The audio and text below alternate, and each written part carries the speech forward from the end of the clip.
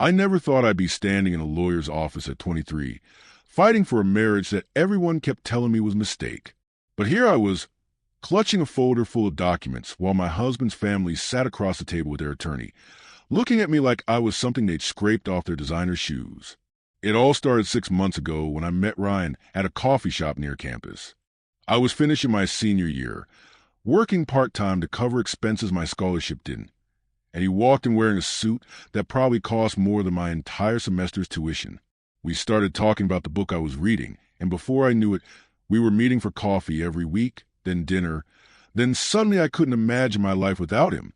He never made a big deal about his family's money at first.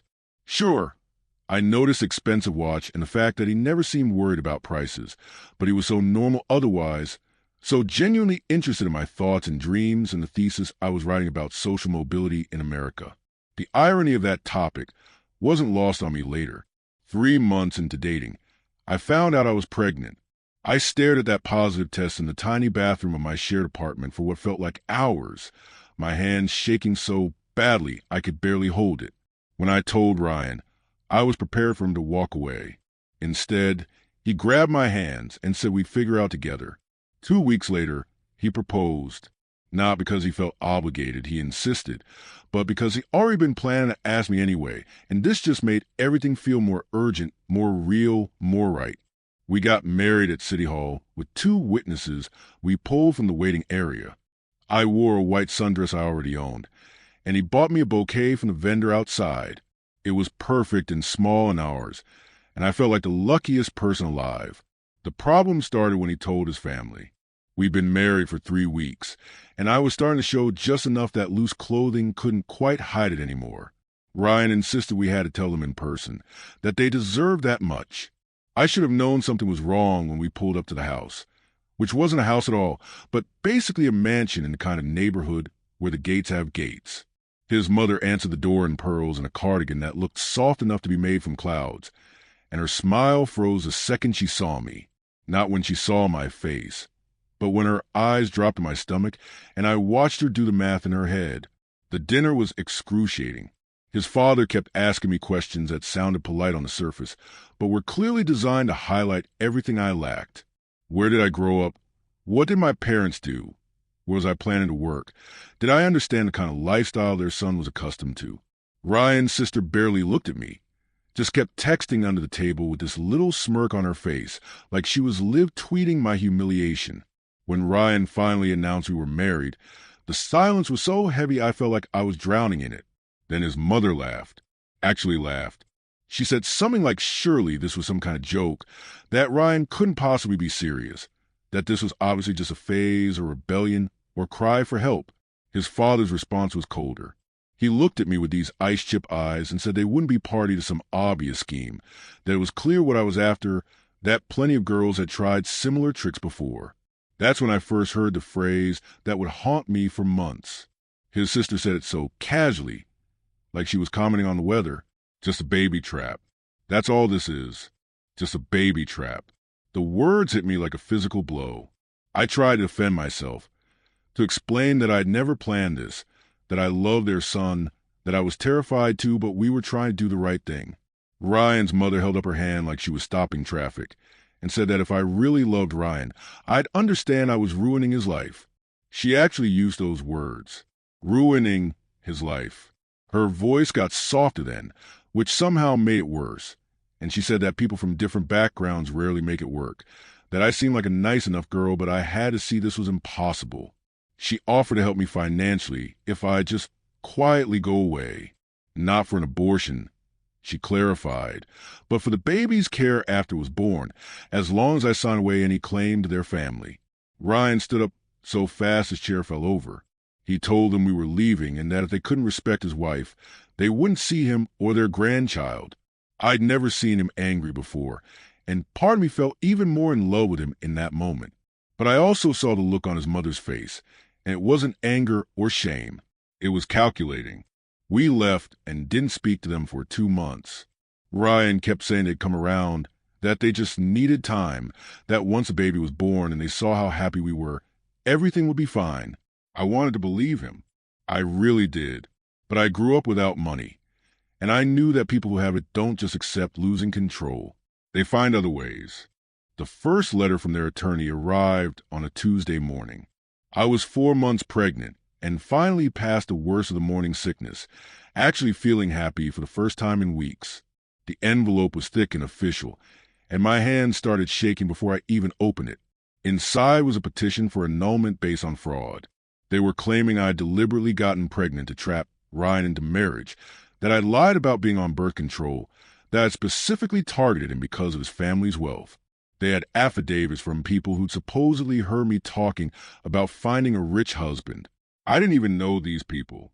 One was supposedly a classmate who claimed I'd pointed Ryan out before we ever met and said he looked like he had money.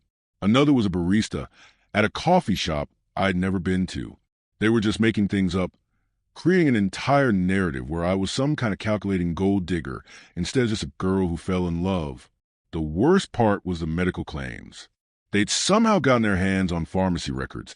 I still don't know how, and were arguing that the timing of when I stopped filling my birth control prescription proved I planned the pregnancy. Never mind that I'd switched to a different type that required a different pharmacy because of insurance issues. Never mind that I had documentation of all of that. They were twisting everything to fit their story. There was even a claim that I'd admitted to a friend that I was trying to get pregnant, supposedly in a text message. When I saw that, I actually laughed hysterically because it was so absurd. I'd never said anything like that to anyone because it wasn't true, but they had money for lawyers who knew how to make lies sound plausible. Ryan was devastated. He kept saying this couldn't be happening, that his family wouldn't go this far, that there had to be some mistake. But I saw the signature on the documents. His mother, his father, his sister, all of them, they were really doing this. They were trying to legally erase our marriage and, by extension, legally delegitimize our baby. The lawyer they'd hired was one of those guys with billboards and a perfect smile and a reputation for winning at any cost. Our lawyer, the one we could barely afford, kept talking about how unusual this was, how annulment cases based on fraud were rare and hard to prove, but also how expensive it would be to fight and how long it could take. He kept giving me these pitying looks like he felt sorry for me, but also kind of believed I might have done exactly what they were accusing me of. I had to take a leave from my classes to deal with everything. My professors were understanding, but I watched my carefully planned future start to crumble. I was supposed to graduate in the spring, start a master's program in the fall. Instead, I was spending my days gathering evidence to prove my marriage was real and my pregnancy wasn't a scheme. I had provided bank statements showing I'd never Googled Ryan's family before we met, phone records proving our relationship developed naturally, text messages to friends about how nervous I was when I found out I was pregnant. It felt like having to prove I was human, like the burden was on me to demonstrate I had actual feelings and not just dollar signs in my eyes. The hearing was scheduled for early December. I was 6 months pregnant by then, really showing, feeling the baby kick constantly. Ryan's family showed up looking like they were attending a business meeting, all coordinated and professional and completely unmoved by the fact that their grandchild was growing inside the person they were trying to destroy. I had to sit there while their lawyer painted me as a manipulative liar who'd researched their family, selected Ryan as a target, deliberately gotten pregnant, and rushed him into marriage before he could think clearly. They brought in a relationship expert who testified that the timeline of our relationship was consistent with love bombing and manipulation tactics. They brought in a financial analyst who showed charts about how much I stood to gain from the marriage. They made falling in love sound like a crime. When it was our turn, our lawyer tried to show that Ryan and I had a real relationship, that the pregnancy was unplanned but wanted, that we'd build a life together. Ryan testified about how we met, how he pursued me as much as I did him, how the decision to get married was mutual. I testified about my life before Ryan, my goals, my scholarship, my plans that had nothing to do with finding a wealthy husband.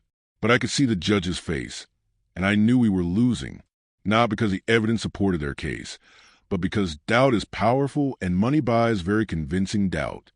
I was some scholarship student with a pregnant belly, and they were a respected family with unlimited resources.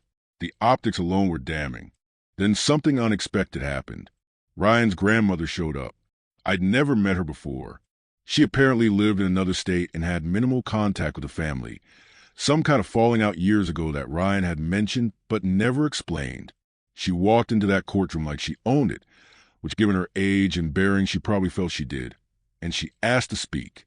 The judge seemed to know who she was because he allowed it, even though she wasn't on any witness list.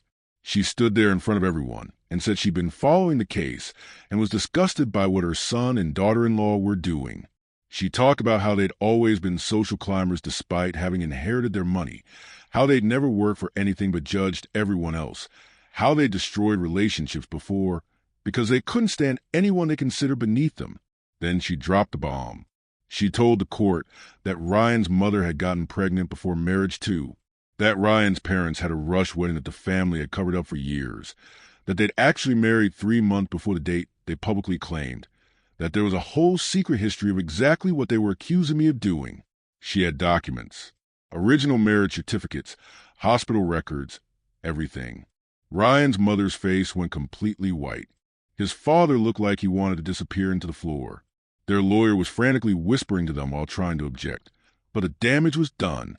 The judge called a recess. During the break, Ryan's grandmother came over to us. She looked at me with these kind eyes and said she was sorry for what we were going through, that she'd hoped her son would be different, but clearly he'd learned nothing. She said she'd been watching from a distance since Ryan told her about the marriage, that she'd always known they'd react this way, and that she'd been gathering ammunition just in case. She hugged me, told me I was already doing better than her daughter-in-law ever did because I was fighting instead of letting them win, and said she'd be there for us no matter what. I started crying right there in the courthouse hallway. This woman I just met showing me more maternal kindness than anyone had in months. When court resumed, the judge looked tired and annoyed.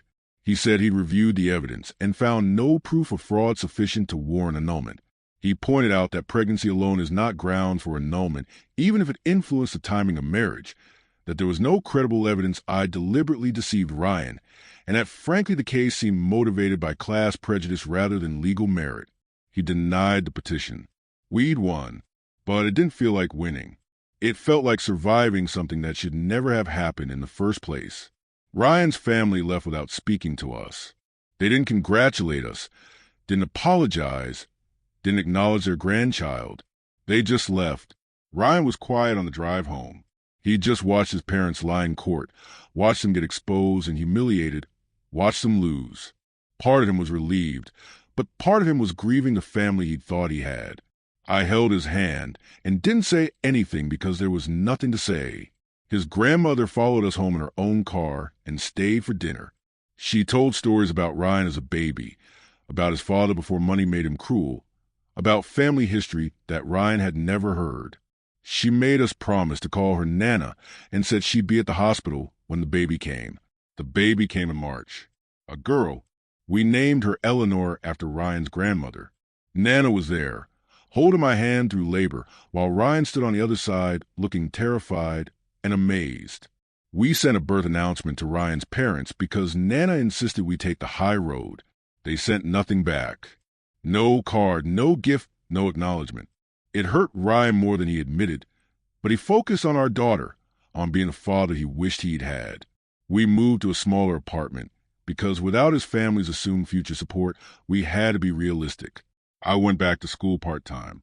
Ryan started working for a company that had nothing to do with his family's business. We built something real and ours. A year later, Ryan's mother tried to reach out, not to apologize, but to meet her granddaughter. She sent a letter saying that enough time had passed, that family was important, that surely we could move forward. The letter never mentioned the annulment attempt, never acknowledged what she'd put us through, just expected us to forget because she decided she wanted access to Eleanor. Ryan called her and said no. He said when she was ready to apologize to me specifically, to admit what she'd done was wrong, to acknowledge me as his wife and Eleanor's mother, then we could talk. Until then, she wasn't welcome in our lives. She hung up on him. We haven't heard from her since. Sometimes I think about that phrase, just a baby trap, how casually it was thrown at me, like my entire existence could be reduced to a scheme, like love an accident and hope weren't real things that happened to real people. I think about how close they came to succeeding, how if Ryan's grandmother hadn't intervened, the judge might have ruled differently,